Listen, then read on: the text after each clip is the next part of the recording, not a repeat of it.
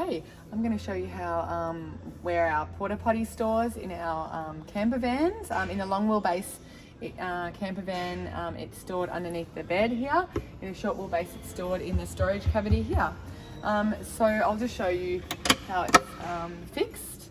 It's on brackets. So we pull out first of all this little latch, which is easy. Lift it out. It's quite light. Close all the curtains before you use it. I won't go through how to use it. They're pretty simple instructions and you've got to book it in there.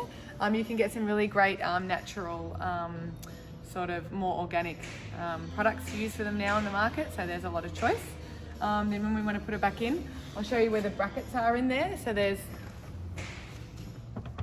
the front bracket and the two in the back, so we just want to align it with that. So we'll lift it up when we push it back in, like that, just to get it over that front bracket, and then slide it in like that, and put the little clip back in, and then I'll just check.